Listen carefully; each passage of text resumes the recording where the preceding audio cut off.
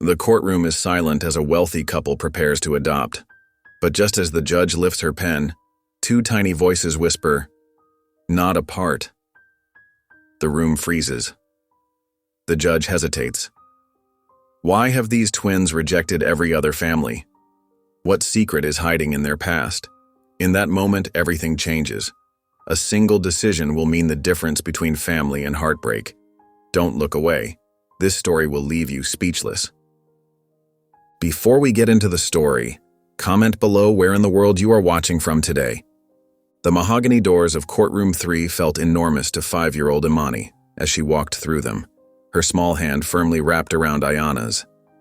The room smelled like wood polish and old books, with morning sunlight streaming through tall windows that made dust particles dance in the air.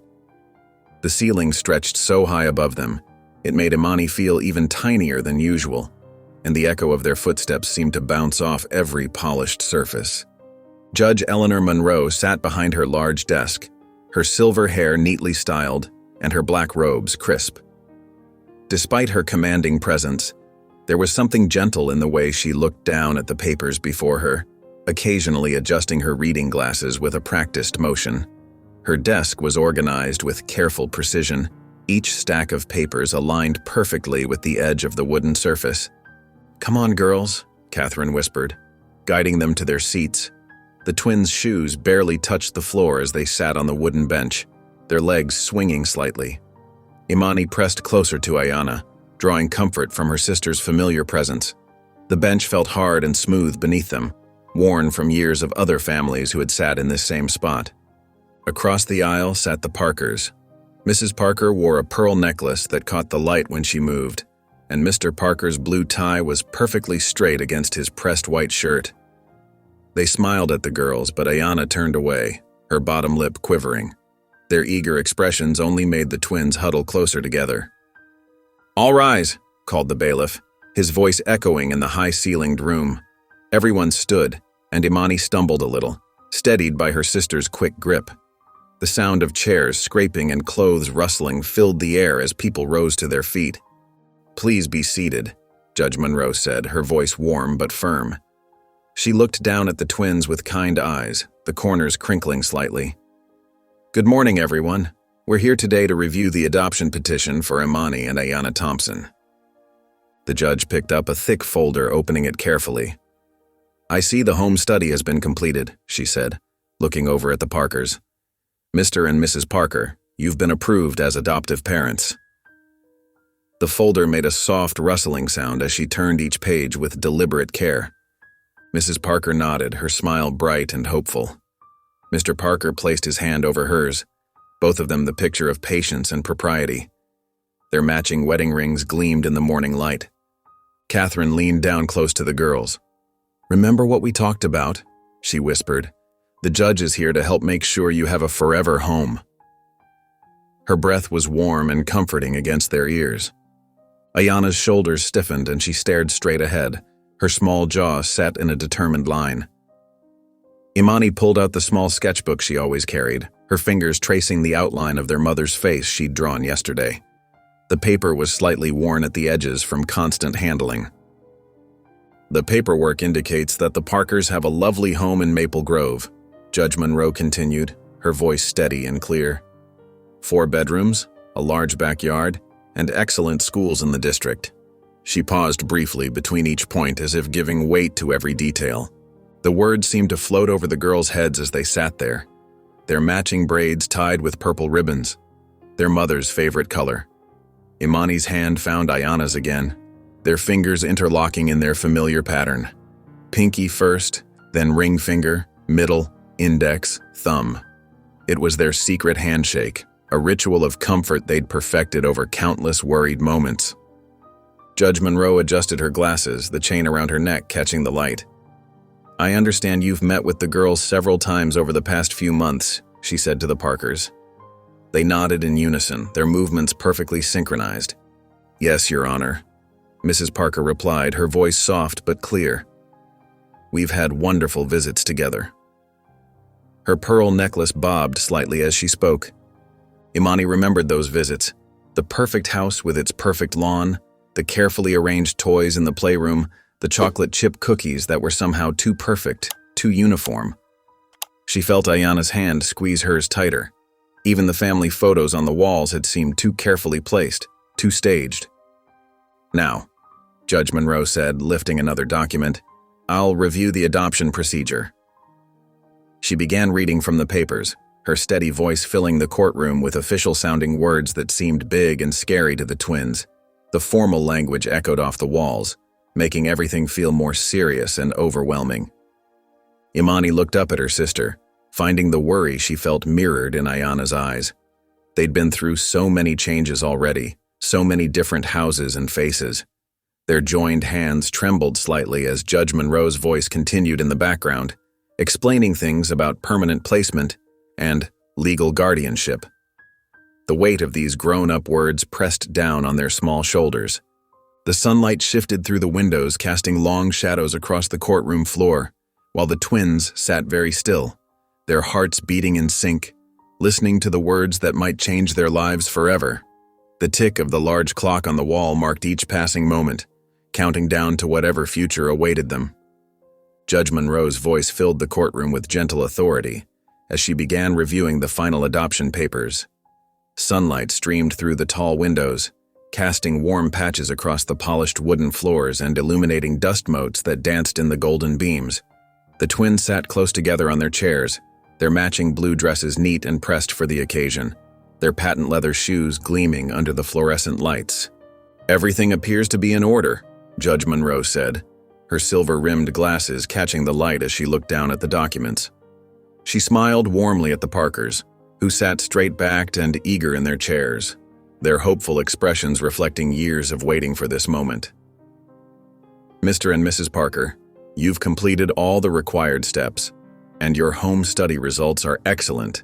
Your references speak very highly of you both."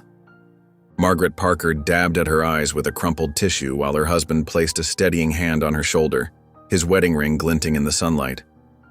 "We're so grateful, Your Honor," David Parker said, his voice thick with emotion, barely containing the joy that threatened to spill over. Catherine Sims nodded encouragingly at the twins from her seat nearby, her social worker's badge catching the light. "This is what we've been working toward," she whispered, but neither girl turned to look at her, their eyes fixed straight ahead with an intensity that seemed beyond their years. Judge Monroe picked up her pen, the metal catching the sunlight and sending a brief flash across the wood-paneled walls.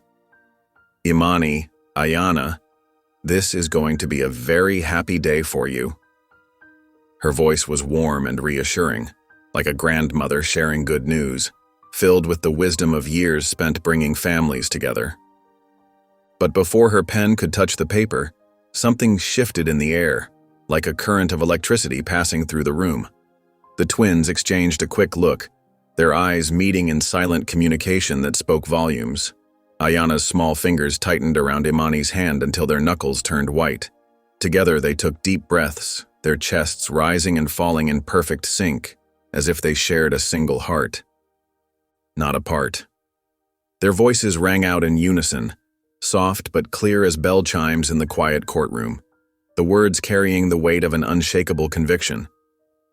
Judge Monroe's hand froze, her pen hovering above the document like a bird suspended in flight. The silence that followed was heavy, broken only by the gentle whir of the ceiling fan overhead and the distant tick of the wall clock. She slowly lifted her gaze from the papers, studying the two small faces before her, noting the determination etched in their features. Catherine Sims leaned forward in her chair, her brow furrowed in concern, her clipboard forgotten in her lap. The Parkers exchanged worried glances, their earlier confidence wavering like a candle flame in a draft. "What did you say?" Judge Monroe asked, though she had heard them perfectly well.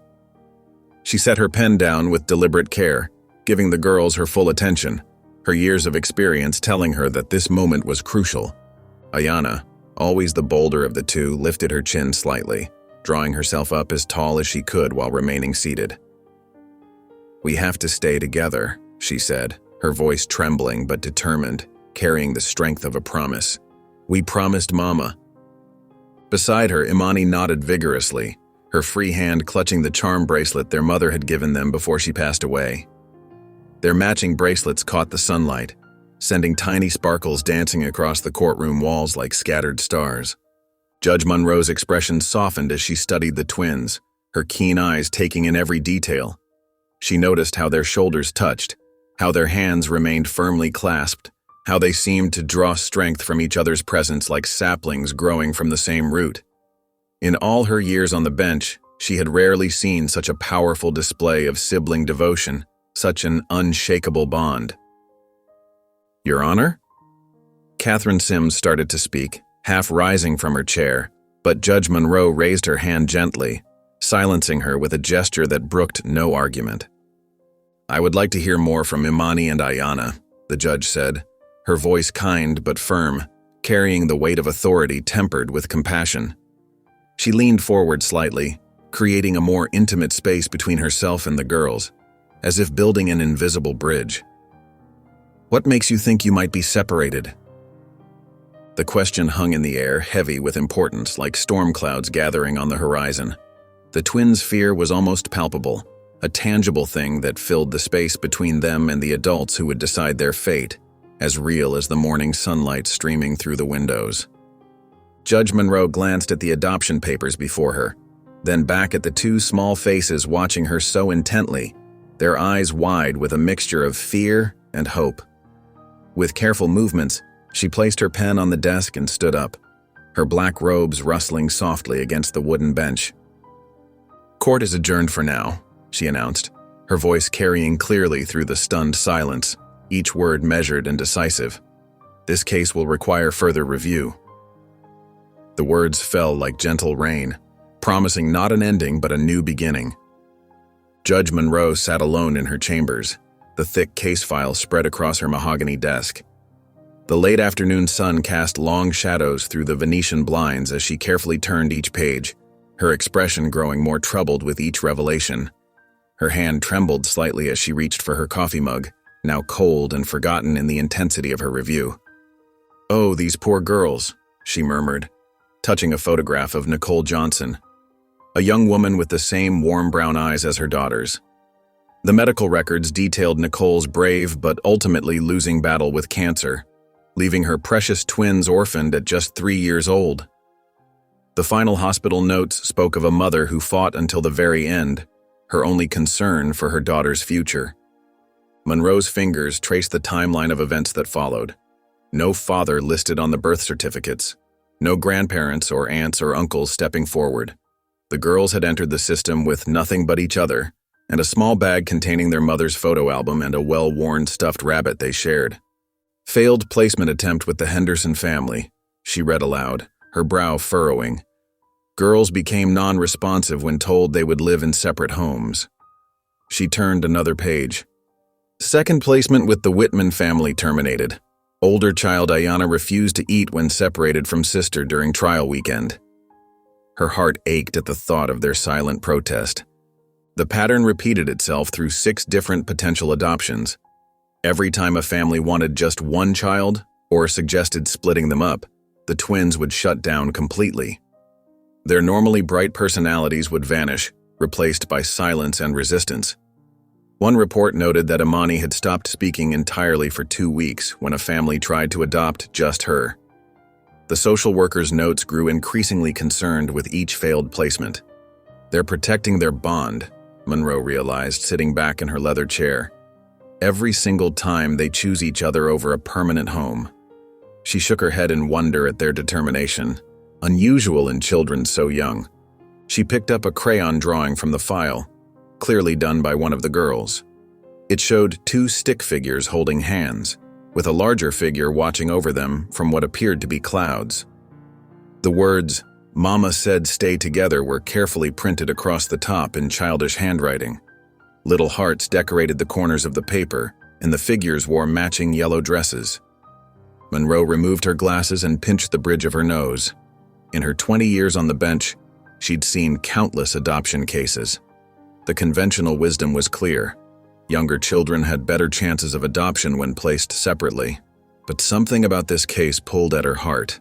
These girls weren't just being difficult, they were honoring a promise. "Their mother's dying wish," she said softly, looking again at Nicole Johnson's photo. She knew they would need each other. The young mother's eyes seemed to plead with her from the photograph, asking for understanding. The setting sun painted her office in shades of amber as she studied the most recent evaluations. Despite everything they'd been through, the girls were described as bright, loving, and remarkably well-adjusted, as long as they were together. Their bond wasn't just emotional comfort, it was their foundation, their source of strength and resilience. Their teachers noted how they encouraged each other in class, how Ayanna would help Imani overcome her shyness, how Imani's quiet presence seemed to center her more outgoing sister. Monroe gathered the scattered papers back into the file folder, her movements deliberate and thoughtful. This decision wouldn't be as straightforward as it had first appeared. She needed to hear from the girls themselves to understand their determination to remain united. Their voices needed to be part of this process. Walking to the window, she watched the golden light play across the courthouse lawn. The old oak trees cast long shadows over the grass, their branches intertwined against the evening sky. Like those ancient trees, the twins seemed to draw strength from their connection. She reached for her phone and dialed Catherine's number. "Catherine, this is Judge Monroe. I need you to arrange another meeting with Imani and Ayanna tomorrow. Yes, both of them. There are some things I need to hear directly from them before I can proceed. These girls deserve to be heard." In the intimate conference room, Judge Monroe sat across from the twins, her imposing desk absent. Instead, they gathered around a cozy round table, creating a more relaxed, informal atmosphere. The soft afternoon light filtering through the gauzy curtains lent a gentle, calming ambiance to the space. "Why is it so important that you stay together?" Judge Monroe asked, her voice kind yet direct. She couldn't help but notice how the girls' shoulders touched as they sat side by side, their matching braids swaying slightly as they turned to look at each other, a clear sign of their deep bond. Ayanna spoke first, her chin lifted with determination despite the tears welling in her eyes. "Because she's my sister. She's all I have left." Her voice remained steady, but her hand tightened around Imani's, a gesture of unwavering support. Imani, usually the quieter of the two, leaned forward slightly. "We promised Mama we'd always stay together," she whispered, her words soft yet clear in the hushed room, conveying the weight of that promise. Judge Monroe nodded encouragingly, eager to learn more about the twins' relationship. "Can you tell me about times when you've helped each other?" The girls exchanged a meaningful glance and Ayanna started speaking again. "When we first went to foster care, Imani was scared of the dark. I would tell her stories about Mama until she fell asleep." She paused, wiping at her eyes with her free hand. "And when I get mad or sad, Imani draws pictures for me that make me feel better." Imani nodded vigorously, her eyes shining with admiration for her sister. "Ayanna holds my hand when I'm scared," she added, her voice growing stronger with each word. "Like when we had to move to a new house, or when the other kids at school were mean." "One time," Ayanna continued, her voice catching slightly with emotion, "Imani got sick at our second foster home. I stayed up all night with her, just like Mama used to do for us." She squeezed Imani's hand tightly. "We take care of each other." Judge Monroe wrote carefully in her notebook, but her gaze remained focused on the girls, captivated by the depth of their bond. "What do you remember about your mother?" she asked gently, hoping to uncover more about the foundation of their relationship. "She used to sing to us," Imani said, a small, wistful smile appearing on her face. "And she always said we were stronger together." "Like superheroes," Ayanna added, a hint of pride in her voice. "She said we had special twin powers that only worked when we were together." The judge watched as the girls shared their cherished memories, noting how they finished each other's sentences and seemed to draw strength from each other's presence. Their bond was evident in every gesture, every shared look, every unconscious mirror of each other's movements. As the meeting drew to a close, Judge Monroe leaned forward and placed her hand on the table. "Thank you for sharing that with me," she said softly. "You're both very brave. I'll do everything I can to help." She stood up, smoothing her black robes. Before she could reach the door, Ayanna's voice rang out, "Please don't let them take us apart."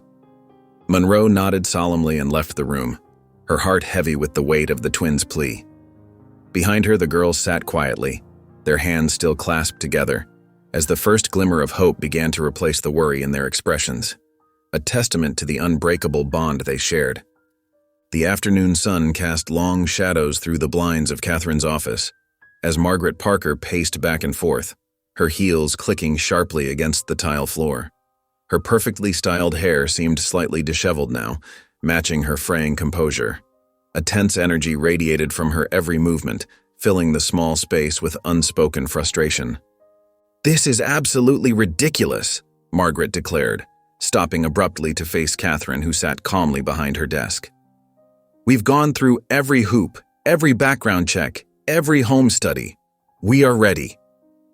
Her voice carried a mix of indignation and barely contained anger. David Parker stood by the window, his hands clasped behind his back, his reflection showing the strain around his eyes. The golden sunlight highlighted the worry lines etched across his forehead. "We're trying to do something good here, to give a child a stable, loving home." He turned to face the room, shaking his head. "Two would be impossible. Our lifestyle, our work schedules. We planned for one child." His tie hung slightly loose, as if he'd been tugging at it throughout the day. Catherine leaned forward, her expression sympathetic but professional. The family photos on her desk seemed to watch the scene unfold. "I understand your frustration, but Judge Monroe needs to consider all factors. The emotional well-being of both girls is paramount in this case." "Emotional well-being?" Margaret's voice rose slightly, echoing off the office walls. "We can provide everything a child needs, the best schools, activities, opportunities." She smoothed her blazer, a nervous gesture that betrayed her agitation. Her perfectly manicured nails caught the light as her hands moved restlessly. "We're only trying to do what's best. Splitting them up is what's best." "Mrs. Parker," Catherine began gently, choosing her words with care. "These girls have been through significant trauma. Their bond, Their bond, Margaret interrupted, her words sharp and cutting, is precisely what's holding them back from having normal lives. They need to learn independence, to grow as individuals." The tension in her shoulders was visible now, her designer outfit doing little to hide her mounting stress. David moved to stand beside his wife, placing a steadying hand on her shoulder. His wedding ring caught the light as he gestured with his other hand. "We have a beautiful home in the best school district. We can give one of them everything she could ever want or need." The desperation in his voice was barely concealed. "I hear what you're saying," Catherine replied, maintaining her calm demeanor despite the charged atmosphere. "But Judge Monroe's decision to review the case more thoroughly isn't a rejection. It's about ensuring the best possible outcome for everyone involved." She folded her hands on her desk, her posture open and professional. Margaret's perfectly manicured fingers drummed against the desk, creating a sharp rhythm that matched her growing impatience. "This delay is unnecessary. We've waited long enough." Each word carried the weight of months of frustration.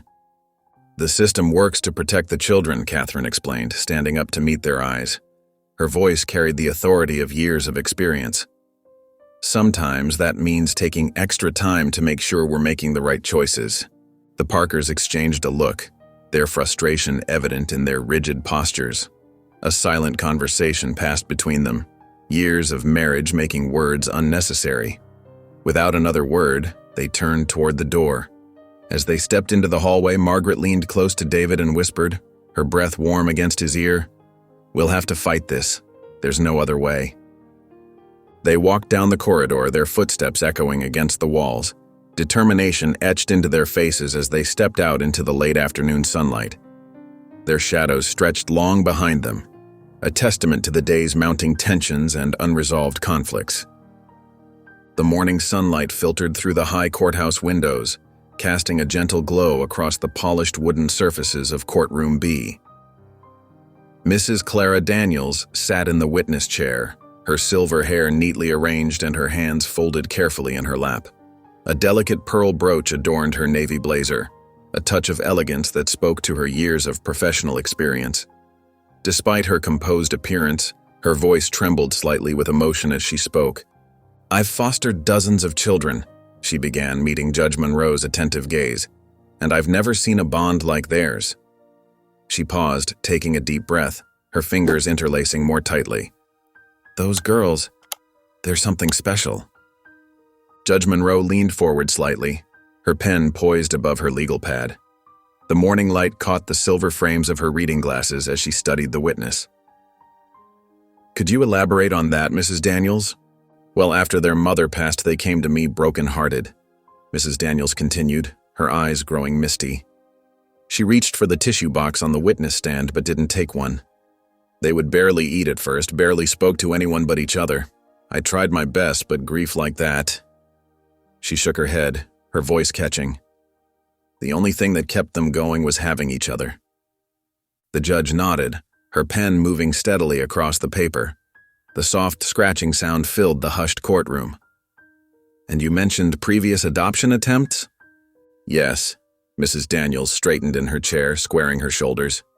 3 families came to see them while they were with me. Good families, really. But they all wanted just one child. The moment anyone suggested separating them, she pressed her lips together, remembering. Imani would stop talking completely. Ayana would get angry, protective. They'd refuse to interact with the potential parents at all. The courtroom remained silent except for the scratch of Monroe's pen and the soft whir of the ceiling fan.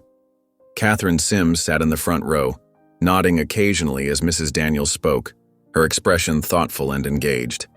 "These families," Mrs. Daniels continued, her voice taking on a hint of frustration, her hands gesturing for emphasis. "They saw their bond as inconvenient, like it was something to be overcome rather than protected. One couple even suggested that separating them would help them adjust better." She scoffed softly. "But you can't just break a connection like that and expect children to be okay." Judge Monroe set down her pen, the silver barrel catching the light. "In your professional opinion, Mrs. Daniels, what effect would separation have on the twins?" "It would devastate them," Mrs. Daniels replied without hesitation, her voice firm and clear for the first time. "They've already lost their mother. Taking away the only other person they trust completely?" She shook her head firmly, her earrings catching the light. "It would cause damage that might never heal." Monroe wrote a final note, then looked up, removing her glasses and folding them carefully. "Thank you, Mrs. Daniels. Your testimony has been very helpful." She glanced at her watch, then addressed the courtroom. "We'll take a brief recess. I'd like to hear from the child psychologists next." As the room began to clear, the shuffle of feet and quiet murmurs filling the air, Judge Monroe remained at her bench, gathering her papers with careful movements. The empty courtroom felt heavier somehow, more solemn. She turned, looking at the wooden bench where Imani and Ayana had sat just yesterday, their small hands clasped together, their matching braids swaying as they whispered to each other. The silence in their absence seemed to echo through the room, a reminder of the weight of the decision that lay before her. The group home buzzed with the usual dinner chaos, the clinking of plates, children chattering, and chairs scraping against the floor. The scent of gravy and warm bread filled the air as kids jostled for seats and passed serving dishes around. Imani and Ayana sat close together at the long wooden table, their shoulders touching as they picked at their meatloaf and mashed potatoes. Their joined hands rested between them, making it a bit tricky to eat, but they managed with practiced ease, each using their free hand to guide forks to their mouths. Across the table, a girl with curly red hair and freckles watched them with open curiosity, her fork suspended halfway to her mouth. "I'm Ellie," she announced suddenly, tilting her head. "Why do you hold hands all the time, even when you're eating?" Several other children stopped eating to listen, their eyes darting between Ellie and the twins. Ayana lifted her chin, meeting Ellie's gaze with quiet determination. "Because we belong together," she said simply, as if stating an obvious fact like the sky is blue or grass is green.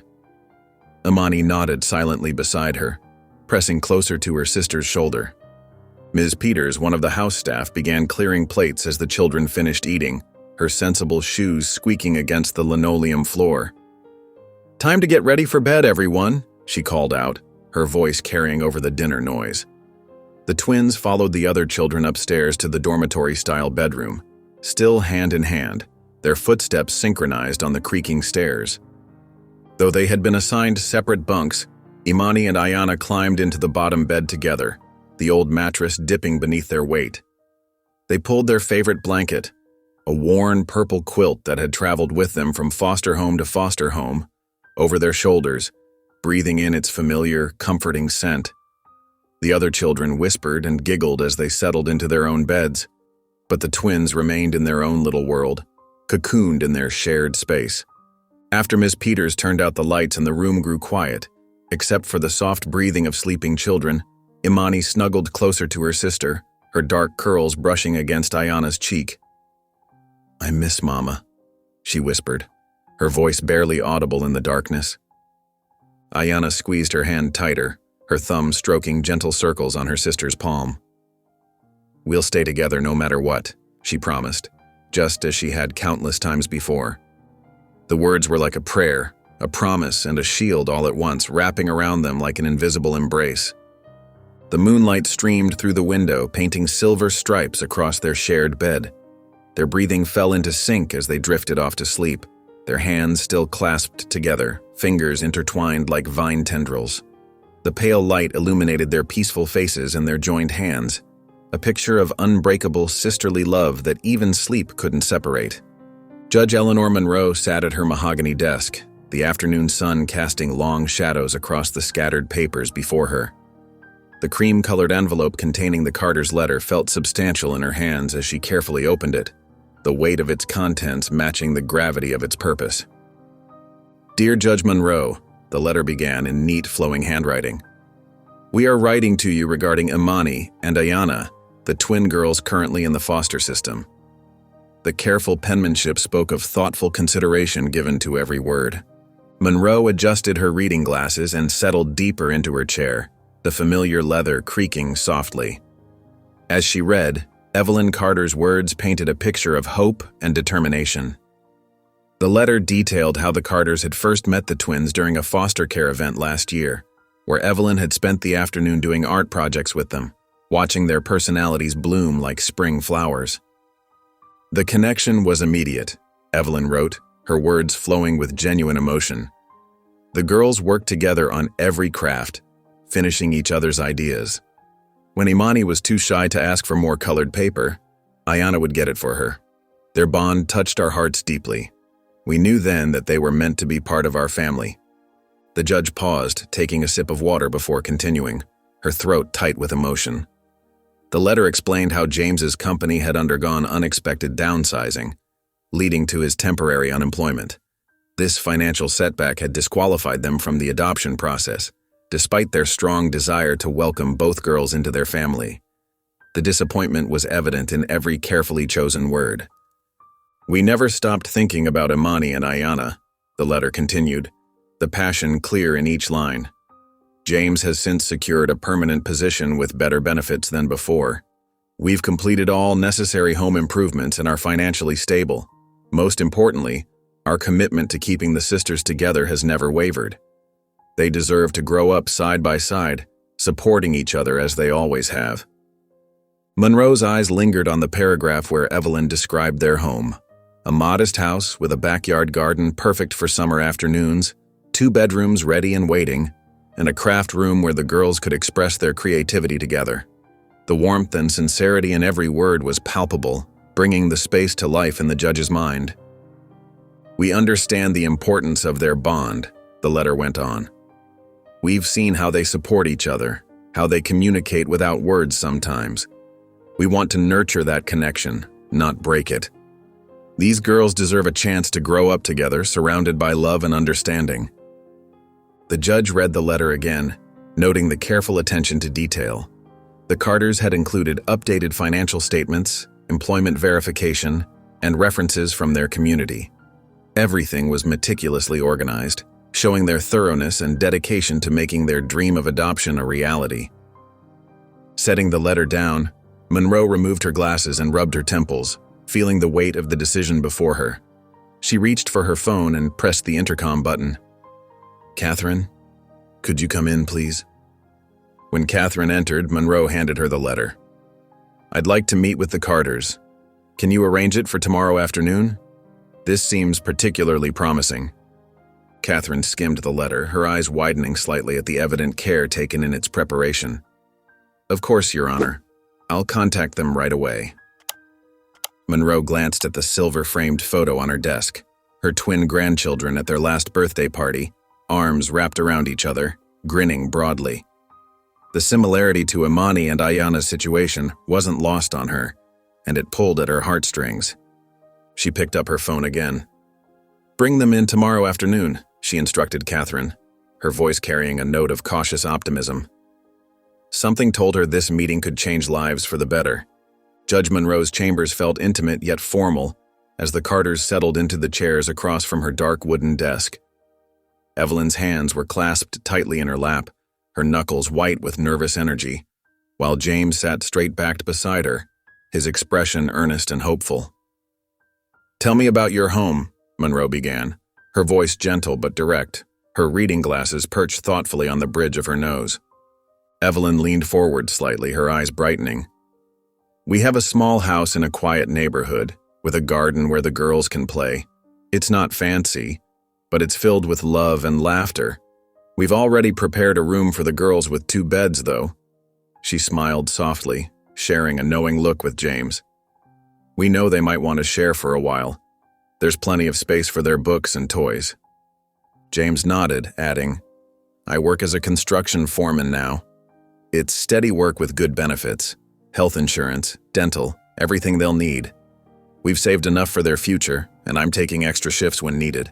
We're even putting money aside for college." Monroe studied them carefully, her experienced eyes taking in every detail. "Your previous application was denied due to financial concerns. What's changed?" "The layoff last year was temporary," James explained, his voice steady and confident. "The company rehired me with better pay and more responsibility. We've been careful with our money, building our savings. We learned from that setback." "And why both girls?" Monroe asked, watching their reactions closely, her pen poised above her notepad. Evelyn's eyes welled with tears, but her voice remained strong and passionate. "Because they're sisters, because they need each other. We've seen how they hold hands, how they look to each other for strength. Splitting them up would break their hearts. They've already lost so much." "We don't just want one child," James added firmly, sitting even straighter. "We want Imani and Ayana, together, as our daughters. They belong with each other." Monroe jotted notes on her legal pad, the scratch of her pen the only sound in the room. "Raising twins can be challenging. Have you considered the financial and emotional demands?" "We have," Evelyn responded, her voice warm with conviction. "We've researched, talked to other parents of twins, joined support groups. We know it won't be easy, but we're committed. They deserve a family who sees their bond as beautiful, not burdensome. We're ready for the challenge." James reached for his wife's hand, squeezing it gently. "We may not be wealthy, Your Honor, but we have enough love and stability for both girls. They'll never have to worry about being separated in our home. That's a promise." Monroe set down her pen and folded her hands on the desk, her expression thoughtful. "I appreciate your honesty and preparation. I'll need to review everything carefully before making any decisions." Catherine, who had been quietly observing from the corner chair, stepped forward, her heels clicking softly on the floor. "The Carters have completed all necessary paperwork and background checks, Your Honor. Everything is in order." Monroe nodded, rising from her chair with graceful authority. "Thank you for coming in today. I'll be in touch through Ms. Sims with my decision." James and Evelyn stood, exchanging hopeful glances that spoke volumes. As they walked toward the door, Catherine placed a reassuring hand on Evelyn's shoulder. "You did well," she whispered, her smile encouraging. The Carters stepped out of the courtroom hand in hand, their footsteps echoing in the marble hallway. Despite the uncertainty ahead, their shared determination gave them strength. They had spoken their truth, and now all they could do was wait and hope. Judge Monroe sat in her chambers, the late afternoon sun casting long shadows across her desk. The preliminary report from Catherine lay open before her, filled with detailed observations about the Carters' home visit. Her eyes lingered on phrases like warm family environment and genuine commitment to both girls. The margins were filled with Catherine's neat handwriting, adding personal observations that went beyond the formal assessment. She picked up a photograph paper-clipped to the file, Imani and Ayana at their current group home, their small hands intertwined as always. Their eyes held a mixture of hope and worry that tugged at her heart. "We promised Mama," echoed in her mind, the girls' unified voices from that day in court still crystal clear. The memory of their trembling voices made her chest tighten. Monroe rubbed her temples, feeling the weight of the decision before her. The Parkers could offer financial stability, private schools, music lessons, everything money could buy. But the Carters, their modest home held something different, something that reminded her of her own childhood, where love filled the gaps when money was tight. She could still remember the warmth of her mother's hugs, worth more than any fancy toy. She flipped through more pages of Catherine's report. The Carters demonstrate remarkable understanding of the girls' emotional needs. Their commitment to keeping the sisters together is unwavering. While their financial resources are limited, their home is well maintained and nurturing. Each page revealed more evidence of the Carters' dedication. The judge paused at a particular note. Mrs. Carter has already begun collecting children's books to read with the girls, including several about sisters. Such a small detail, yet it spoke volumes about their thoughtfulness and preparation. She'd even marked specific passages that she thought would resonate with the twins. But the practical concerns couldn't be ignored. Monroe studied the Carters' financial statements again. James's new job was stable, but their margins were thin. They would be living paycheck to paycheck, especially with 2 growing children to support. The numbers danced before her tired eyes, each figure carrying the weight of the girls' future. "Sometimes the richest homes have the poorest hearts," Monroe murmured to herself, remembering something her own grandmother used to say. The old wisdom seemed particularly fitting tonight. She reached for her phone, dialing Catherine's number. When it went to voicemail, she left a clear, measured message. "Catherine, this is Judge Monroe. I need any additional records you can find about the twins' previous placements, particularly any documentation about their reactions to separation attempts. Also, if there are any notes from their mother's final days, anything about this promise they keep mentioning. Call me when you can." She set the phone down and leaned back in her chair, her eyes drawn again to the photo of the twins. Their matching brown eyes seemed to look right through her, asking for understanding. The weight of their future pressed heavily on her shoulders. She traced their faces with her finger, wondering what their mother would want for them. The office had grown dark, the sun now completely set. Monroe reached over and switched off her desk lamp, sitting quietly in the darkness. The silence felt appropriate for the gravity of her thoughts. The city lights twinkled outside her window, each one like a silent prayer for guidance. "I need to hear from them again," she whispered into the empty room. Her voice carried all the responsibility of someone who held 2 young lives in her hands. Judge Monroe's chambers felt less intimidating with the afternoon sunlight streaming through the windows, casting warm patterns across the polished wooden floor. She had deliberately arranged 2 comfortable chairs across from her desk, hoping to make the twins feel more at ease. When Imani and Ayana entered, their hands clasped as always, Monroe gave them her warmest smile, the kind that made her eyes crinkle at the corners. "Would you like to sit down, girls?" she asked, gesturing to the chairs with a gentle wave of her hand. "I'd love to hear about how you're doing at the group home." The twins settled into the chairs, their shoulders touching, their matching blue dresses neat and pressed. At first, they just exchanged glances, a silent conversation passing between them. But Ayana, as usual, found her voice first. "It's okay there," she said softly, fidgeting with the hem of her dress. "The other kids are nice, mostly."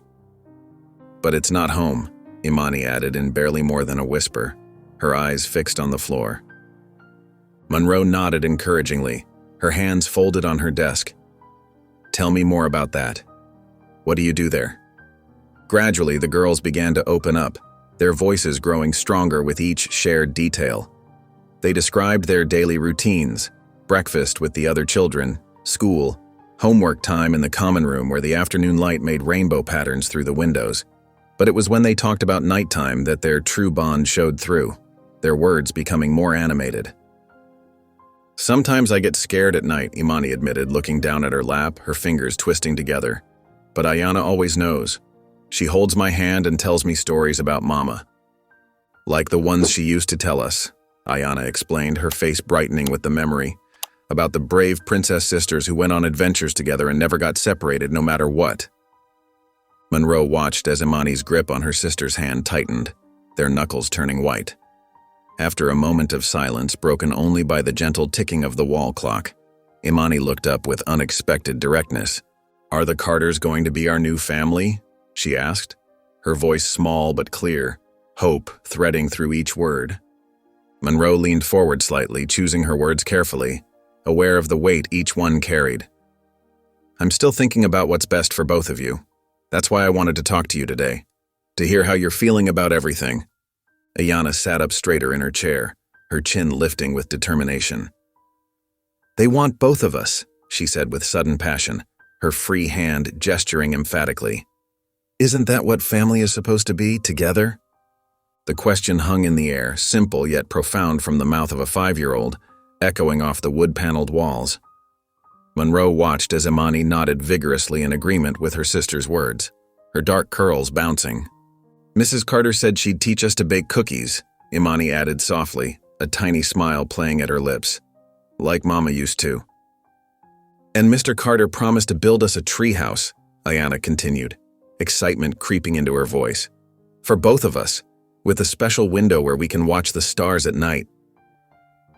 Monroe listened intently as the girls shared more details about their visits with the Carters, how Evelyn had helped them make paper butterflies that now decorated their temporary room, how James had read them stories using funny voices for each character, making them giggle despite their nervousness. As their meeting drew to a close, Monroe leaned forward and spoke gently, her voice warm with understanding. "I just need a little more time. Thank you for being so brave and honest." The twins stood up together, their hands still intertwined, small fingers locked tight. Monroe watched them walk toward the door, their small shoulders straight despite the uncertainty they carried. Her expression showed the internal conflict she felt as they disappeared from view, leaving behind only the echo of their footsteps and the weight of their hopes. The courtroom buzzed with nervous energy as both families took their places. Margaret Parker sat perfectly straight, her designer suit crisp and immaculate, her manicured fingers laced tightly in her lap. David Parker adjusted his tie for the 3rd time that morning, his confidence evident in his posture despite the slight tremor in his hands. Across the aisle, James and Evelyn Carter held hands, their clothing modest but neat, their faces reflecting quiet determination. The Parkers' attorney spoke first, his voice smooth and practiced from years of high-profile cases. "Your Honor, my clients can provide these children with every advantage. They have a 5-bedroom home in an excellent school district with dedicated spaces for study and recreation. Both Mr. and Mrs. Parker have successful careers and substantial savings set aside for the girls' education." He presented photographs of the Parkers' home, complete with a swimming pool and playroom filled with the latest educational toys. The Parkers can give these children opportunities they might never have otherwise. Private schools, music lessons, summer camps, anything they need to thrive. Their financial planning includes trust funds for both college and beyond. Margaret Parker nodded along, her pearl necklace catching the fluorescent light as she added, "We want to give one of these precious girls the very best life possible. Money is no object when it comes to her future." When it was the Carters' turn, Evelyn stood up slowly, smoothing her simple skirt. Her voice trembled slightly at first, but grew stronger as she spoke, powered by conviction. "Your Honor, we may not have a big house or fancy things, but we have something more important. We understand what these girls need most. We've watched them grow together these past months." James reached for his wife's hand as she continued, his work-roughened fingers gentle against hers. "We've seen how they support each other, how they find strength in being together. Splitting them up would break something precious. They finish each other's sentences, share secret languages, comfort each other after nightmares. "We don't have the Parkers' resources," Evelyn admitted, wiping a tear from her eye with a well-worn tissue. "But we have a home filled with love, and we'll do whatever it takes to keep them together. We've already set up their room with 2 beds, though we know they'll probably end up sharing one anyway." A gentle laugh rippled through the courtroom, breaking the tension momentarily. James stepped forward, his voice steady and sincere.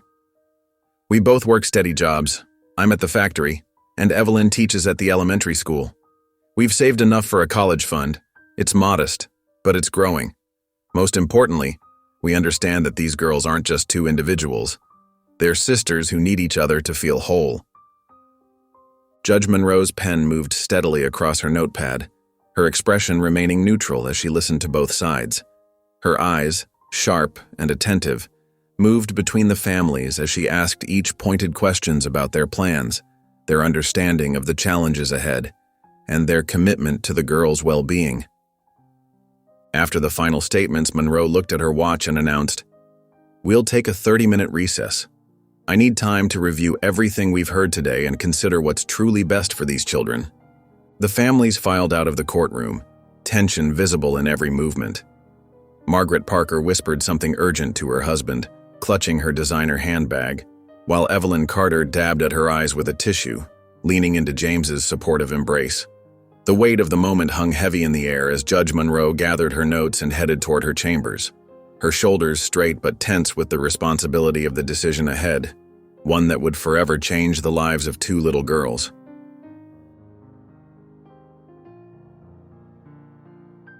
Judge Monroe adjusted her glasses and looked out over the hushed courtroom, her dark eyes scanning the anxious faces before her. Her voice carried clearly through the still air as she began to speak, each word measured and deliberate. "I have reviewed all evidence presented in this case with great care and consideration. The Parkers have demonstrated exceptional financial stability and could provide many material advantages." She paused, glancing at their composed faces in their expensive attire. "Their commitment to providing quality education and opportunities is commendable, and their references speak highly of their character." She turned to the other side of the courtroom, where the Carters sat with hopeful expressions. "The Carters have shown tremendous heart and understanding of these children's emotional needs. Their modest means are balanced by their unwavering dedication to keeping the sisters together, and their home radiates warmth and love." Monroe's eyes softened as she looked at the twins, noting how they sat shoulder to shoulder, their matching braids neat against their shoulders. However, this decision must prioritize what serves these children best, not just their physical needs, but their emotional well-being and their chance to grow into happy, healthy young women. She shuffled her papers, then set them aside with a gentle tap against the wooden bench. "Imani Ayana, would you like to say anything before I make my final decision?" The twins stood slowly, their hands linked as always, fingers intertwined tightly. The courtroom grew even quieter, the only sound the soft whir of the ceiling fan overhead. Imani's voice came out soft but clear, like wind chimes in a gentle breeze. "We just want to stay together." Her words hung in the air for a moment before Ayana spoke, her chin lifted slightly, determination shining in her eyes. "Please don't take my sister away." The simplicity of their plea seemed to touch everyone in the room. Even Margaret Parker's stern expression softened slightly, her perfectly manicured hand rising to touch her pearl necklace. Evelyn Carter wiped away a tear with trembling fingers while James squeezed her hand, his weathered face full of emotion. Judge Monroe nodded solemnly, her silver-streaked hair catching the afternoon light from the tall windows. "Thank you, girls." She picked up her notes one final time, her expression thoughtful as she adjusted her reading glasses. Looking directly at the twins, she said, "I believe you've made yourselves clear, and I have taken everything into account." The tension in the courtroom was palpable as everyone waited for her next words, the air thick with anticipation. The silence stretched as Monroe gathered her thoughts, the weight of her decision visible in her careful movements and the slight furrow of her brow. All eyes were fixed on her as she prepared to deliver her verdict, the future of two young lives hanging in the balance. The afternoon sunlight streamed through the windows of the modest two-story house as James carried the twins' small suitcase up to their new room. Imani and Ayana followed close behind, their hands linked as always, taking in every detail of their new home. Their footsteps echoed softly on the wooden stairs, and the familiar creak of floorboards made the house feel lived in and real. "Here we are, girls," James said warmly, setting the suitcase down beside the twin beds with their bright matching quilts. "Let's get you settled in." The quilts were a cheerful pattern of blues and yellows, carefully chosen to make the room feel welcoming and bright. Evelyn appeared in the doorway, her smile gentle and encouraging. Her eyes crinkled at the corners with warmth. "Would you like to help put your things away? Everything in here is yours now." She gestured around the room, which had been lovingly prepared for their arrival. The girls nodded, and James began carefully unpacking their few belongings. He showed them the wooden dresser where they could keep their clothes, and the small bookshelf that was waiting to be filled with stories. The dresser drawers slid smoothly, and the wood had been polished to a soft sheen. "Look what I found," Evelyn said, pulling out a box of fresh crayons and some paper from a desk drawer. Imani's eyes lit up at the sight. The brand new crayons were still perfectly pointed, their waxy scent filling the air with possibility. "Would you like to draw something?" Evelyn asked, setting the supplies on the small desk by the window. Imani nodded eagerly, settling into the chair while keeping hold of her sister's hand. Sunlight warmed the desktop, making it the perfect spot for creating art. "You can let go," Ayana whispered to Imani, giving her hand a gentle squeeze. "I'll stay close." As Imani began to draw, her crayon moving carefully across the paper, Ayana's nose twitched at a sweet smell wafting up from downstairs. The aroma of vanilla and butter filled the air. "What's that?" she asked, looking at Evelyn. "Oh, the cookies!" Evelyn exclaimed, touching her cheek in surprise. "I almost forgot. Would you like to help me decorate them?" Ayana glanced at Imani, who was absorbed in her drawing, then nodded. "Yes, please." Her voice carried a hint of excitement she couldn't quite hide. In the kitchen, Evelyn showed Ayana how to spread frosting on the cooling cookies. The little girl's tongue poked out in concentration as she worked, carefully covering each cookie with swirls of vanilla frosting. The kitchen counter was dusted with sugar, and afternoon light made the sprinkles sparkle like tiny jewels. "These look wonderful," Evelyn praised, watching as Ayana sprinkled colored sugar on top of her creations. "You're quite the artist, just like your sister." She noticed how Ayana beamed at the comparison. James stayed upstairs with Imani, sitting quietly nearby as she drew picture after picture. The soft scratch of crayons on paper filled the comfortable silence between them. "That's beautiful," he said softly, when she held up a drawing of two girls holding hands. "Is that you and Ayana?" Imani nodded, adding a sun in the corner of the paper. "And that's our new house," she said quietly, drawing a simple structure around the figures. Her small hand moved with purpose, adding details that mattered to her. Curtains in the windows, flowers by the door. The afternoon passed peacefully as the new family began to settle into a rhythm. When Ayana brought up a cookie for her sister, decorated especially for her with extra sprinkles, Imani shared her latest drawing in return. The twins exchanged small smiles, their bond evident in every interaction, every shared glance. As evening approached, Evelyn prepared a simple dinner while James helped the girls organize their clothes and few possessions. The twins worked together, passing items back and forth, their movements synchronized from years of taking care of each other. Each sock found its mate. Each shirt was carefully folded with practiced ease. "This is your home now," James reminded them gently as they finished putting away the last of their things. "You can make it your own, just like you made these beds your own." His voice carried understanding and acceptance. The girls had pushed their twin beds together as soon as they entered the room, and neither Carter had objected. The matching quilts now formed one continuous blanket across both mattresses. They understood that some habits would take time to change, if they changed at all. That night, after dinner and baths, Evelyn sat in the rocking chair near the beds with a storybook in her lap. The chair's gentle creaking provided a soothing rhythm. James perched on the windowsill, watching as the street lamps flickered on outside, casting warm pools of light on the quiet street below. The twins snuggled close together on their joined beds, their hands clasped between them as always, ready to begin their first night in their new home.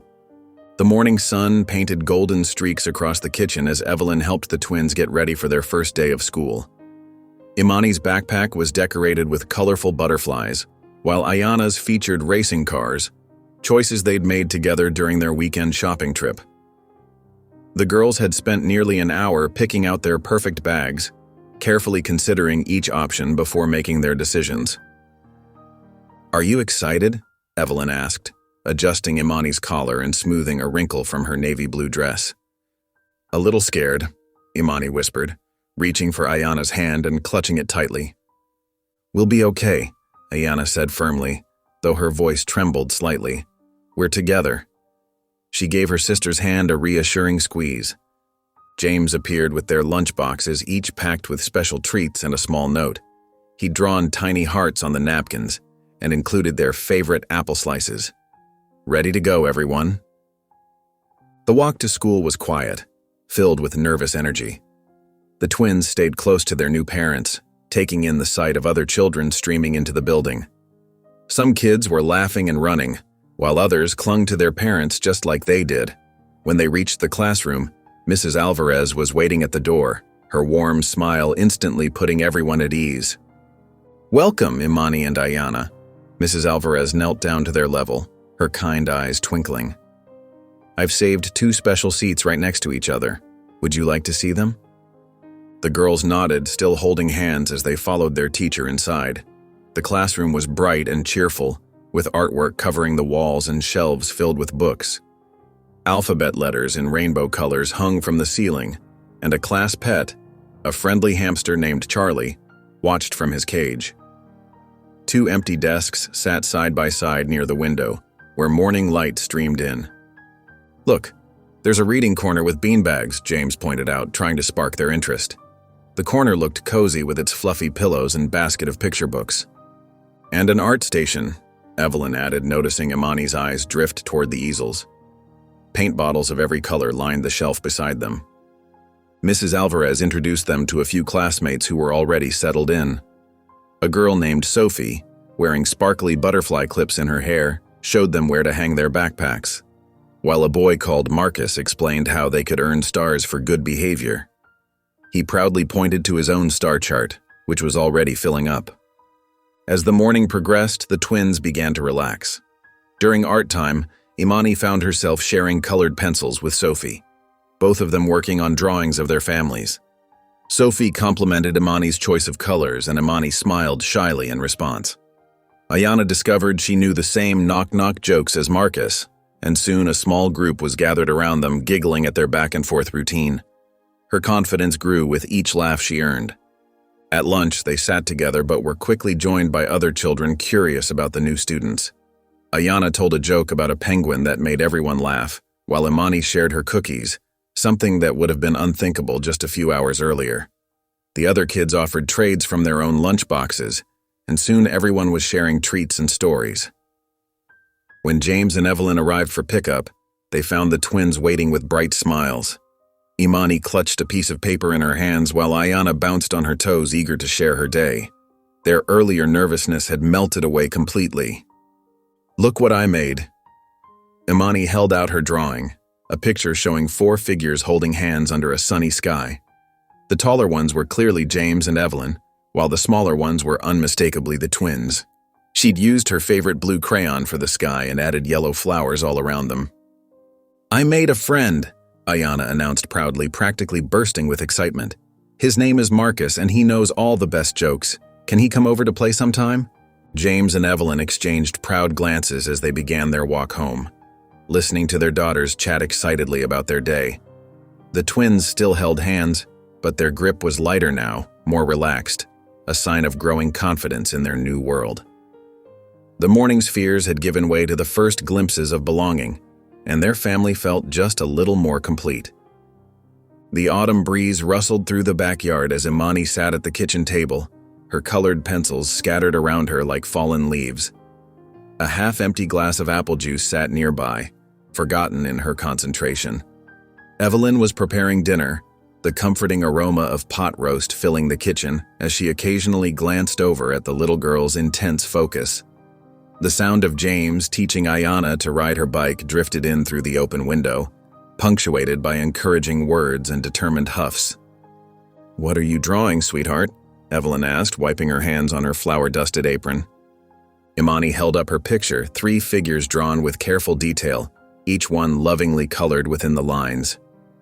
"That's Mama," she said softly, pointing to the tallest figure with curly hair. "And that's me and Ayanna." The twin girls in the drawing wore matching yellow dresses, just like the ones they'd had before. Evelyn pulled up a chair beside her, the wooden legs scraping gently against the floor. "Tell me about your mama." "She used to sing to us every night," Imani said, adding more purple color to her mother's dress. "And she always said we had to stick together, no matter what." Her small fingers traced the outline of the figures holding hands, lingering on each connection between them. "Your mama would be so proud of you both," Evelyn said gently, placing her warm hand on Imani's shoulder. The kitchen timer dinged softly in the background. Outside, James steadied the bicycle as Ayanna pedaled uncertainly, her knuckles white on the handlebar grips. After a few wobbly attempts down the driveway, she stopped, her face serious beneath her pink helmet. "You know," she said, looking up at James with those wise eyes of hers, "in the group home, I always made sure Imani wasn't scared at night. I'd tell her stories until she fell asleep. Sometimes I'd make them up myself." James knelt beside her on the warm pavement, his expression tender. "That was very brave of you, Ayanna, but you don't have to carry all that by yourself anymore. That's what parents are for." Ayanna's eyes welled up with tears, one escaping down her cheek. "Really?" "Really," James assured her, giving her a warm hug that smelled of aftershave and safety. "Now, want to try riding again? I think you're getting closer to finding your balance." As evening approached, the family gathered around the dinner table, steam rising from the serving dishes. Imani proudly walked to the refrigerator and carefully placed her drawing among the other artwork already displayed, securing it with a butterfly magnet. "I learned a new story at school today," Ayanna announced, reaching for the mashed potatoes with both hands. "It's about a family of bears who live in the forest. The baby bears get lost but find their way home again." James and Evelyn exchanged proud smiles as they watched their daughters settle into the comfortable rhythm of family life. The kitchen was filled with warm light from the setting sun and the sound of shared laughter, forks clinking against plates and easy conversation, a testament to how far they'd come together as a family. The autumn breeze rustled through the backyard, scattering golden leaves across the grass as Evelyn held the cream-colored envelope in her trembling hands. The return address showed the Parkers' name in neat, flowing handwriting that she recognized immediately. She called James over, and they sat together at the worn kitchen table, the late afternoon sun casting long shadows through the window. "Should we read it now?" James asked softly, his warm hand resting reassuringly on Evelyn's shoulder. His eyes held a mix of curiosity and concern. Evelyn nodded and carefully opened the envelope, taking care not to tear it. The letter inside was handwritten on expensive stationery, the kind with a subtle watermark and gentle texture. She cleared her throat and began reading aloud. "Dear Mr. and Mrs. Carter, we wanted to write to express our thoughts about Imani and Ayanna. While we were disappointed not to be chosen as their adoptive parents, we've had time to reflect and understand that keeping them together was the right decision. We've seen how deeply bonded they are, and we recognize now that separating them would have been a mistake. We hope they are thriving in your care. Though our path led in a different direction, we are grateful knowing the girls have found their forever home with a family who understands their special connection. Warmest regards, David and Margaret Parker." James listened quietly, nodding as Evelyn finished reading, his expression thoughtful and relieved. "I'm glad they wrote," he said, his voice gentle and warm. "It shows they really did care about what was best for the girls." Evelyn folded the letter carefully along its original creases. "We should keep this," she suggested, smoothing the paper with her fingers. "It's part of the girls' story, something they might want to read again someday." They found a decorative box in their bedroom closet, one Evelyn had been saving for special memories, its surface painted with delicate flowers and trimmed with brass corners. The letter was the first item to go inside, marking the beginning of their family's collection of treasured moments. That evening, after a cozy dinner of pot roast and apple pie, they gathered the twins in the living room. "We got a letter today," Evelyn explained, settling into her favorite armchair. "From the Parkers." The girls sat close together on the plush couch, their shoulders touching, as Evelyn read the letter again. When she finished, Imani's face softened into a small, understanding smile. "I think they were good people," she said thoughtfully, playing with the end of her braid. "Just not our people." Ayana nodded in agreement, her eyes bright with wisdom beyond her years. "I hope they find another kid who needs them. Someone special, just for them." James and Evelyn exchanged proud glances, touched by the girls' remarkable compassion and maturity. Together, they walked to the bedroom where the memory box sat on the dresser, its polished surface catching the warm lamplight. The twins carefully placed the letter inside, running their fingers along the box's carved edges, already understanding its significance. They settled in for their usual evening routine, Evelyn with her knitting needles clicking softly as she worked on matching scarves for the girls, James with a well-worn copy of Stuart Little in his hands, its pages soft from years of use, and the twins snuggled on either side of him, their eyes growing heavy as he began to read aloud in his soothing voice. Judge Eleanor Monroe sat in her home office, the soft glow of her desk lamp casting warm shadows across the wooden surfaces. Her reading glasses perched on her nose as she opened the twins' case file one last time. The familiar faces of Imani and Ayana smiled up at her from their photos, their hands clasped together as always, their matching dimples catching the light. "Those precious girls," she whispered, running her finger along the edge of the photograph. The weight of her decision had lifted, replaced by a quiet certainty that she'd done right by them. She could still see their hopeful expressions, the way they'd leaned into each other for support throughout the proceedings. She remembered the moment in court when the twins had spoken up, their small voices carrying such conviction. Imani, usually so shy, had found her courage that day, her words clear despite her trembling hands. And Ayana, protective as ever, had stood beside her sister with unwavering determination, their shoulders touching. Their simple words, "We promised Mama," had cut through all the legal arguments and financial considerations like a ray of sunlight through clouds. Monroe leaned back in her chair, remembering the look on Evelyn Carter's face when the decision was announced. There had been such pure joy there, mixed with tears of relief, her hands pressed together as if in prayer.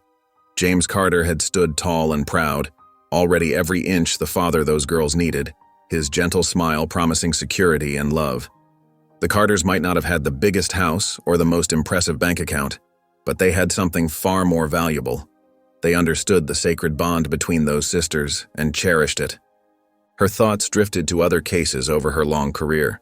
Siblings separated by circumstance or necessity, children placed in homes that looked perfect on paper, but lacked the warmth of true understanding. So many nights she'd sat in this very chair, wondering if she could have done more, decided differently, her heart heavy with the weight of those choices. "But not this time," she said softly, scratching behind the ears of her elderly cat, Magnus, who had jumped into her lap, his familiar weight comforting. "This time, we got it right." The cat's golden eyes blinked slowly in agreement. The twins' resilience had touched something deep in her heart. Through all their hardships, losing their mother, moving through foster homes, facing the threat of separation, they had held on to each other and their promise. Their bond had remained unshakable, a testament to the power of sisterly love. Monroe picked up her favorite fountain pen, the one she'd used to sign the final adoption papers. The memory of that moment brought a smile to her face, the way the girls had watched with wide eyes as the ink flowed across the page, marking their new beginning. The Carters had created a real home for those girls, a place where their love for each other would be celebrated, not seen as an inconvenience. A place where they could finally exhale and just be children again. She closed the file gently and stood up, walking to her filing cabinet. The metal drawer slid open with a familiar squeak, and she placed the folder inside among countless others. But this one felt different. This one carried hope like a small beacon of light among the shadows of harder decisions. Returning to her desk, Monroe picked up her cup of chamomile tea, now lukewarm. Magnus settled more comfortably in her vacated chair, purring contentedly, his tail curled around his paws. The night was peaceful, stars twinkling beyond her window like distant promises. "Some cases," she murmured to herself, wrapping her hands around the cooling mug, "stay with you forever. And some remind you why you chose this path in the first place." The morning sun painted the sky in brilliant shades of pink and orange as the Carter family's car wound its way toward the coast. Imani and Ayana pressed their faces against the windows, their eyes wide with wonder at the first glimpse of the ocean sparkling in the distance. The gentle curves of the coastal road revealed new treasures with each turn: rocky cliffs, swaying beach grass, and fishing boats dotting the horizon. "I've never seen so much water," Ayana exclaimed, bouncing in her seat. Her fingers drummed excitedly against the glass. "Look at all the birds." Imani pointed at the seagulls swooping overhead, tracing their graceful paths with her finger. As they pulled into the parking lot, the salty breeze carried the sound of crashing waves. The air felt different here, thick with moisture and rich with unfamiliar scents. Evelyn helped the girls change into their swimsuits while James unloaded their beach gear: umbrellas, towels, and a cooler packed with sandwiches and juice boxes. The excitement of the morning had everyone moving with extra energy. The twins' initial hesitation melted away as soon as their feet touched the warm sand. They giggled and hopped, adjusting to the strange new sensation beneath their toes. Some spots were hot from the sun, others cool and damp. The beach stretched before them, a playground of endless possibilities, dotted with colorful umbrellas and the occasional piece of driftwood. "Can we go in the water?" Ayana asked, tugging at James's hand. Her eyes sparkled with anticipation. "Of course, sweetie, let's start with just our feet." He smiled down at her eager face. Hand in hand, the family approached the shoreline. The first wave that touched their ankles made the twins squeal with delight. The water was cool and refreshing against their skin. Soon they were chasing seagulls. Their laughter carried on the wind as they darted back and forth along the wet sand, leaving tiny footprints that disappeared with each incoming wave. James knelt beside Ayana, showing her how to pack wet sand into her bright yellow bucket. "The secret is to add a little water," he explained, helping her flip the bucket over to create the first tower of their sandcastle. They worked together, adding walls and windows, decorating with shells and small pieces of seaweed. Meanwhile, Evelyn and Imani walked slowly along the water's edge, collecting treasures. "Look at this one," Evelyn said, holding up a perfectly spiral shell. "It's just like the ones in your drawing book." Her voice was warm with encouragement as they discovered each new find. Imani carefully placed each shell in her plastic pail, occasionally stopping to examine one more closely or show a special find to her sister. Her artistic eye seemed to guide her to the most interesting pieces: shells with unusual patterns or stones worn smooth by the waves. As the afternoon sun climbed higher, James suggested ice cream. The boardwalk shop was small but cheerful, with a striped awning and the sweet smell of waffle cones wafting through the open door. Wind chimes tinkled softly in the breeze, and a friendly teenage server greeted them with a warm smile. "What flavor would you like?" Evelyn asked the girls, pointing to the colorful display of ice cream flavors behind the glass. "Chocolate," they answered in unison, then burst into giggles. Their shared response made the server laugh too. The ice cream dripped down their hands as they sat on a wooden bench, but neither girl seemed to mind. Ayana had a smudge of chocolate on her nose, and Imani's braids were crusted with salt from the ocean spray, but their faces glowed with happiness. They swung their legs contentedly, watching people stroll past on the boardwalk. As evening approached, the beach began to empty. James spread out their largest beach towel, and the family settled down to watch the sun sink toward the horizon. Evelyn wrapped a soft blanket around the twins' shoulders, protecting them from the cooling air. The fabric smelled like home, a comforting contrast to the day's new experiences. James put his arm around his wife, pulling her close. The girls leaned against them, their eyes heavy but still fixed on the spectacular colors painting the sky.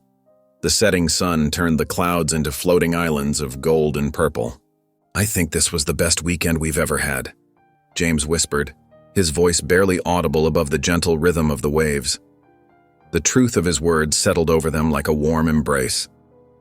The ocean continued its eternal dance with the shore as the Carter family sat together, united in this perfect moment of peace and belonging. The day's memories were etched in their hearts, as permanent as the tides themselves. The school auditorium buzzed with excitement as parents filed in, finding seats among the rows of metal folding chairs. The familiar scent of floor polish and fresh flowers filled the air as James and Evelyn Carter sat near the middle, their phones ready to capture every moment. Evelyn smoothed her floral dress nervously, her fingers fidgeting with the hem, while James kept glancing at the stage where their daughters would soon appear. "There they are," Evelyn whispered, her face lighting up as she pointed to where the twins sat with their class.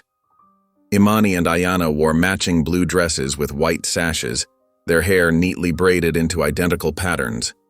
When they spotted their parents, they waved enthusiastically, their smiles bright enough to light up the entire room.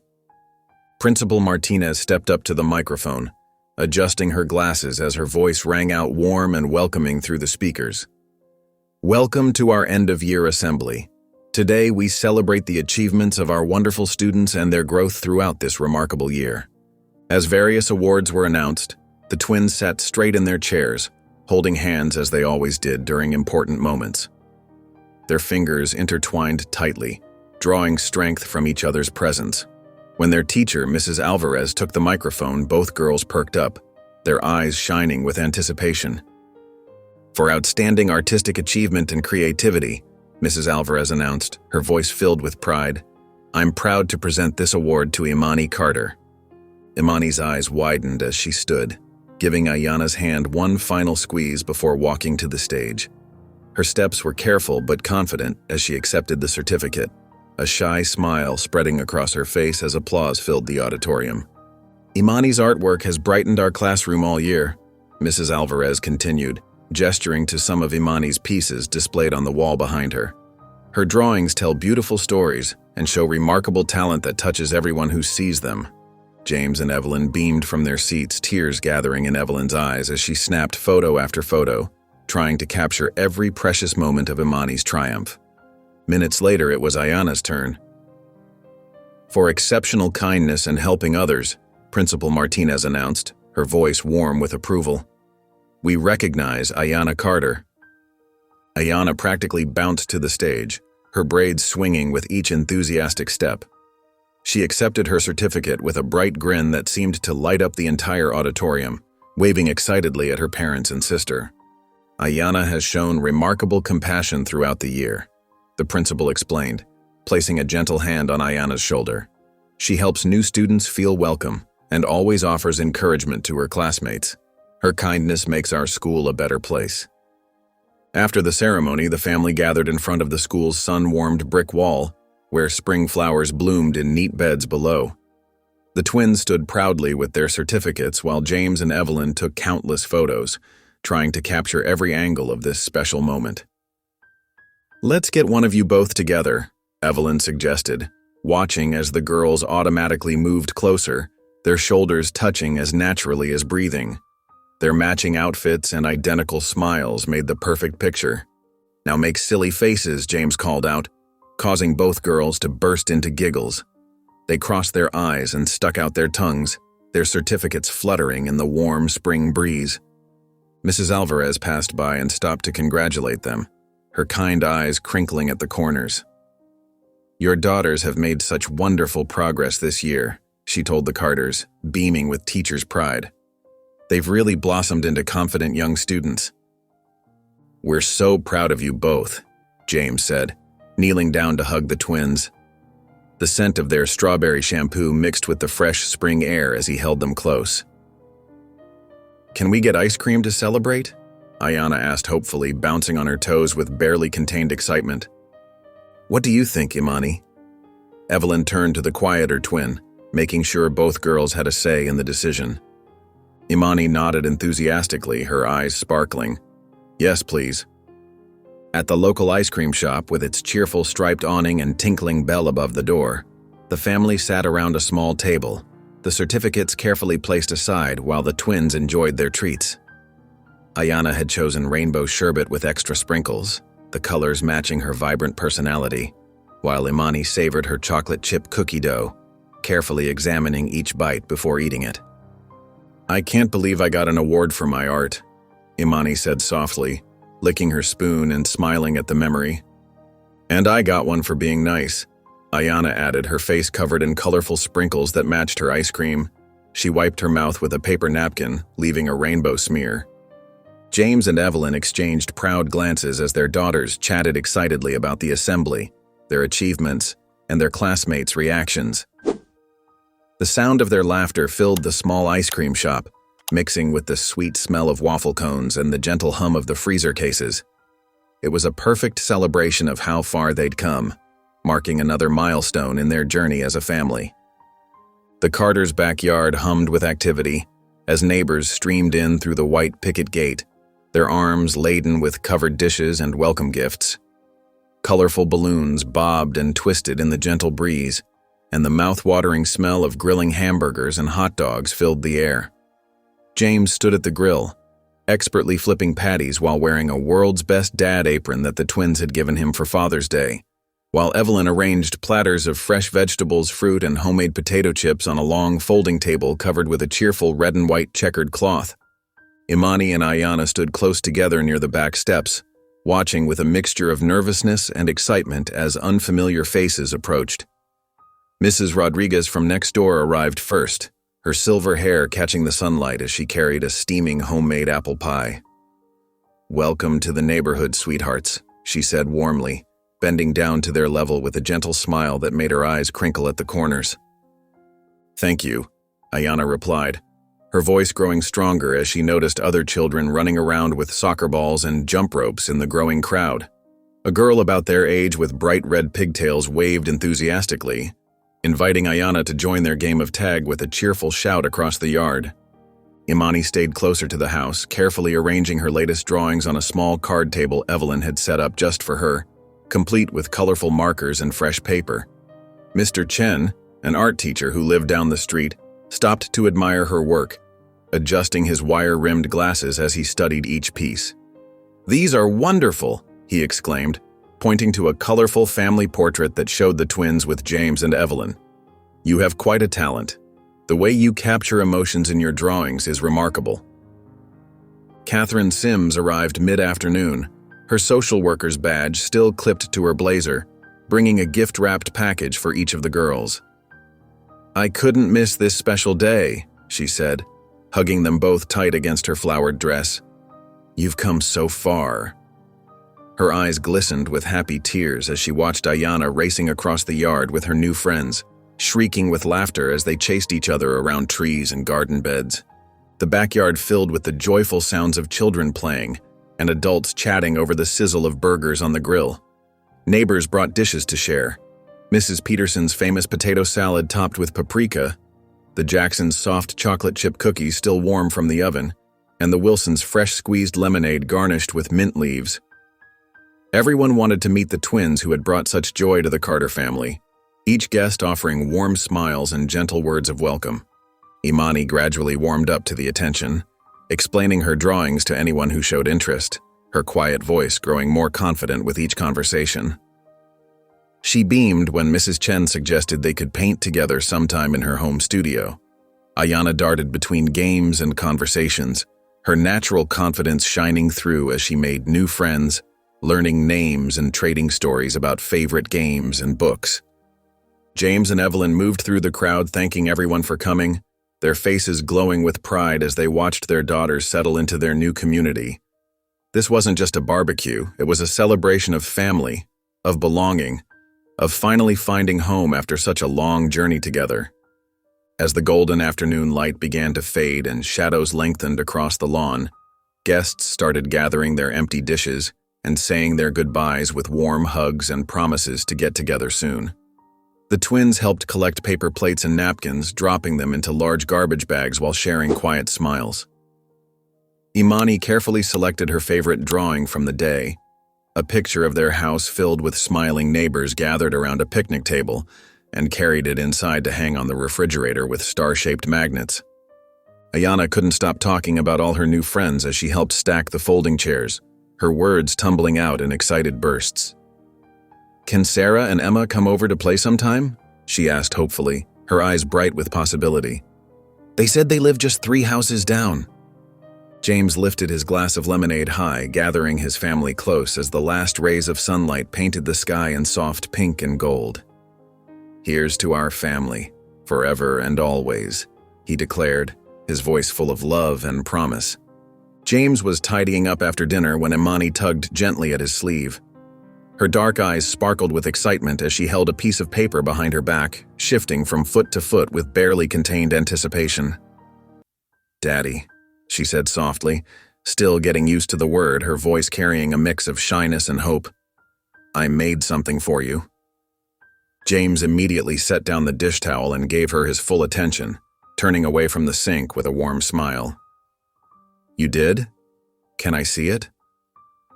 Imani nodded and pulled out a colorful drawing, carefully smoothed despite a few wrinkles from being held tightly in her small hands.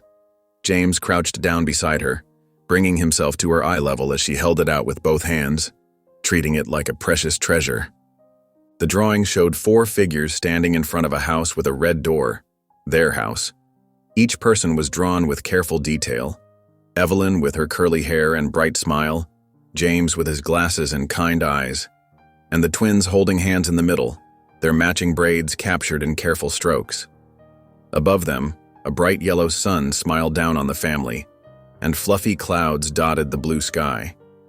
Little flowers dotted the green grass beneath their feet, and a butterfly hovered near the corner of the page. "This is us?" James asked warmly, and Imani nodded, her cheeks flushing pink with pride as she watched his reaction intently. James leaned closer, studying the details with genuine interest. He pointed to his figure and chuckled. "You've got my big nose just right." Imani giggled, covering her mouth with her small hand, her eyes crinkling with delight. "It's not that big, Daddy." "Oh no? Well, I think it's perfect." He tapped the paper gently. "Tell me about why you made this picture." Imani's expression grew serious as she considered her words, her fingers playing with the hem of her shirt. "It's because we're a family now," she explained carefully. "I wanted to make something to show that." She traced her finger over the drawn figures, touching each one with gentle care. "See? We're all together and happy." James felt his heart swell as he listened to her explanation. The simple honesty of her words touched him deeply, and he had to swallow past the lump in his throat.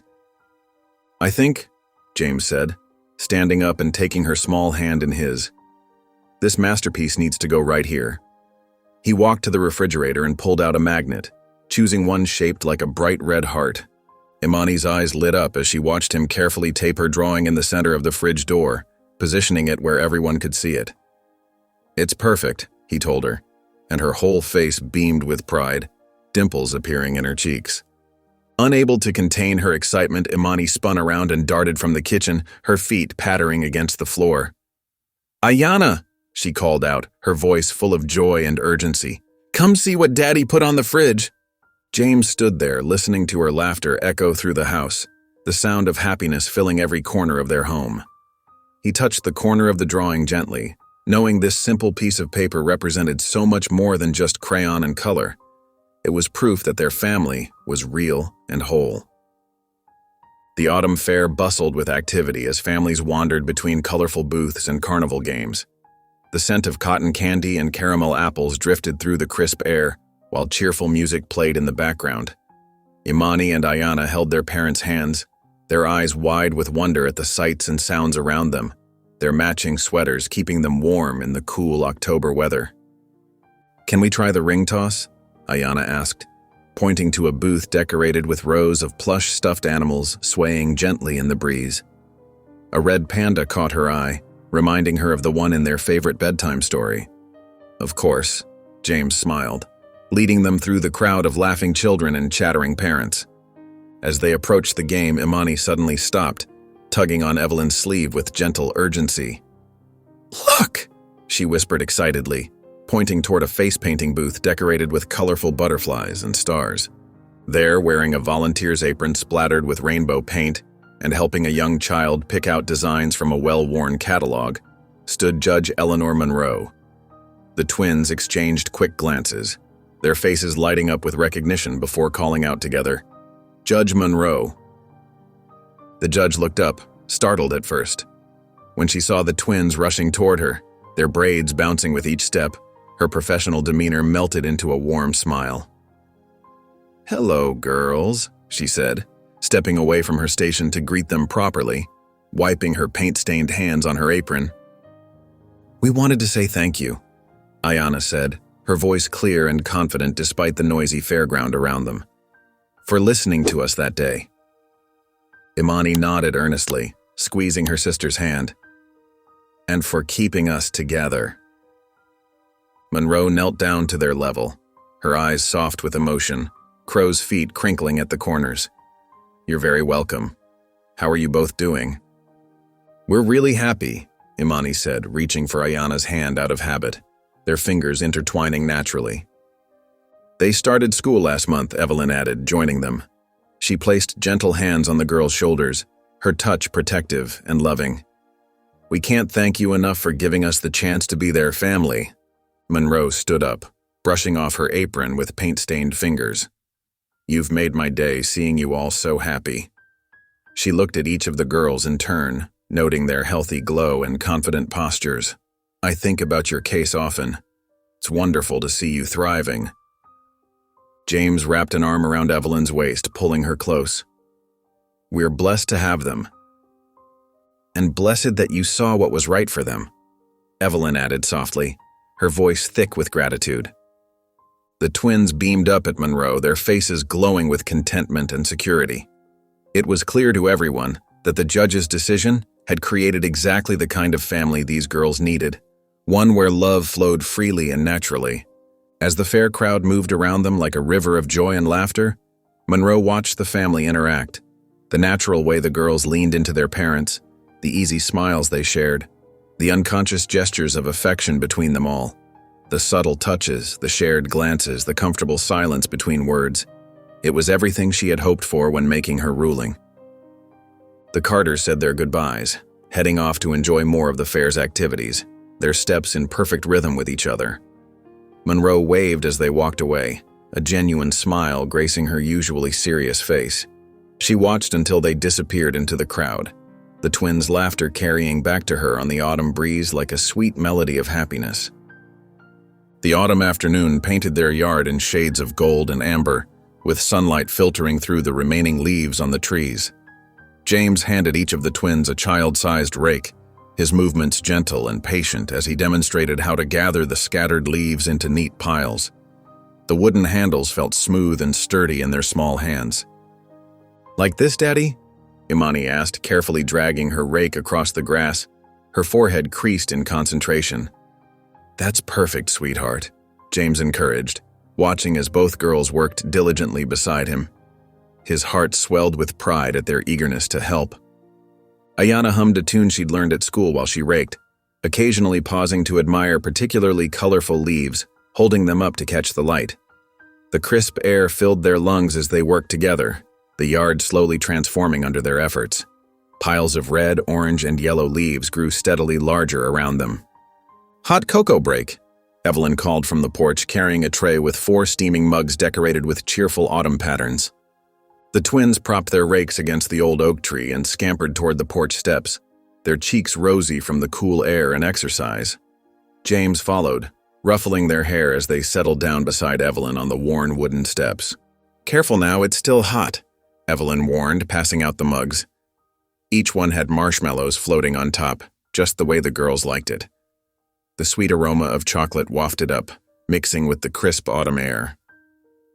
"I made a new friend today," Ayanna announced between careful sips, warming her hands around the mug. "Her name is Sophie, and she sits next to me in art class. She has pretty braids with blue beads." "That's wonderful, honey," Evelyn smiled, her eyes twinkling with genuine interest. "What's Sophie like?" She's really nice. She shared her colored pencils with me when mine broke, and she drew me a picture of her cat. Imani perked up at the mention of art class, her shy demeanor melting away.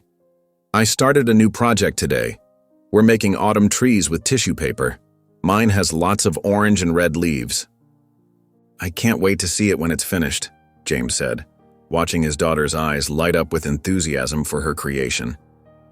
The family sat together, enjoying their warm drinks as the afternoon sun cast long shadows across the yard. A few leaves danced past them on the breeze. Evelyn wrapped an arm around Imani, who had snuggled close against the growing chill, her small body fitting perfectly against her mother's side. You know what would be fun? Evelyn suggested, her voice warm with anticipation. We could have a family game night tonight. Yes, the twins cheered in unison, nearly spilling their cocoa in excitement. Their eyes sparkled at the prospect of their favorite evening activity. Can we play Candyland? Imani asked hopefully, already imagining the colorful game board. And then maybe snakes and ladders? Ayana added, bouncing slightly on her seat. James chuckled, his deep laugh full of affection. I think we can manage both.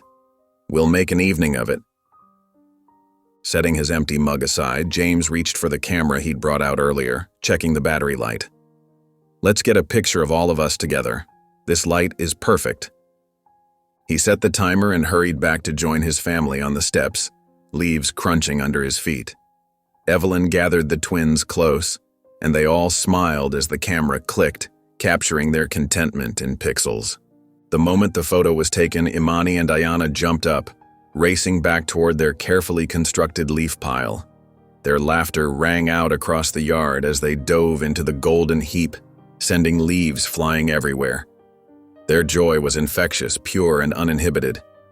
James took Evelyn's hand as they watched their daughters play, their fingers intertwining naturally.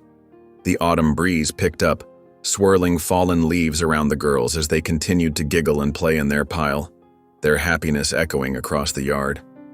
The scene before them was a perfect snapshot of family life, filled with simple pleasures and boundless love. Ayana sat at the kitchen table, her tongue poking out slightly as she concentrated on writing. The lined paper before her was already filled with her careful handwriting, each letter formed with deliberate precision. Her dark curls fell forward as she leaned over her work, completely absorbed in the task. Dear Judge Monroe, she read aloud softly, checking her spelling. I wanted to write to tell you how happy we are with our new family. James and Evelyn are the best parents ever. They always make sure Imani and I stay together just like we wanted. Imani looked up from her drawing pad, listening as her sister continued writing. Her fingers were smudged with colored pencil marks, and a small smile played on her lips. School is really good now. I made 3 new friends in my class and we get to have lunch together every day. Imani draws all the time. She's getting really good at it. She even won a prize at school for her art. Ayana paused, tapping her pencil thoughtfully against her chin. What else should I say, Imani? Imani set down her colored pencils and moved closer, her chair scraping softly against the floor. Tell her about our room and how Evelyn reads to us every night. Oh yeah, Ayana nodded enthusiastically, adding another paragraph with renewed energy. We have our own room now, with pretty quilts that Evelyn made. Every night she reads us stories, and James does all the funny voices. We're not scared anymore at bedtime. When Ayana finished her letter, Imani carefully tore a page from her sketchbook, smoothing out the edges with gentle fingers. She had drawn a picture of their family, including Judge Monroe in her black robe, standing next to them all. Everyone wore bright smiles, and she'd even added little hearts floating around them. Below the drawing, she wrote in her neat printing, "Thank you for listening to us. We are doing great. Love, Imani." The twins worked together to fold the letter and drawing, tucking them into an envelope. Ayana wrote Judge Monroe's name on the front while Imani decorated the corners with sparkly star stickers, making sure each one was perfectly placed. "Look what we made, Mom," Ayana called out as Evelyn entered the kitchen, the afternoon sunlight streaming in behind her. Evelyn read the letter, her eyes growing misty as she took in every word. "This is beautiful, girls. And Imani, your drawing is wonderful." She pulled them both into a warm hug, holding them close. Judge Monroe is going to love this. The twins beamed with pride, watching as Evelyn carefully placed the envelope in her purse to mail later. Their faces glowed with the satisfaction of expressing their gratitude to the person who had helped keep their family together, their hearts full of love and contentment in their new home.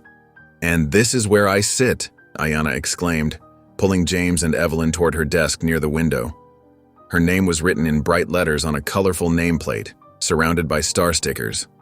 A small potted plant sat in the corner of her desk, its leaves reaching toward the sunlight. Imani tugged on Evelyn's sleeve, eager to show her own desk right next to her sister's. "Look, Mama, I keep my art supplies here," she said softly, opening her desk to reveal neatly organized colored pencils and markers. A handmade bookmark with pressed flowers peeked out from her favorite reading book.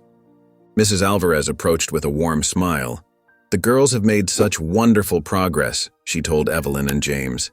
"Ayanna's really come out of her shell in our morning sharing circles, and Imani's artwork has inspired several other students to try new creative projects. Just last week, Ayanna led our class discussion about favorite books." Other parents and children moved through the classroom, creating a cheerful buzz of conversation. A small group of Ayanna's friends waved enthusiastically, and she waved back, her face glowing with confidence. One girl rushed over to show Ayanna the friendship bracelet they had made together during recess. "Come see my art," Imani said, leading everyone to the hallway where student artwork was displayed. Her painting of a family holding hands under a rainbow caught everyone's attention. The figures were detailed, with careful attention paid to their expressions of joy.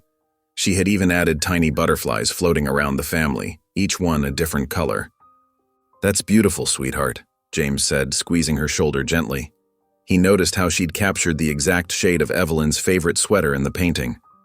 "Wait till you see my dance," Ayanna interrupted, bouncing on her toes. She hurried to the front of the classroom where several other students were gathering for a demonstration.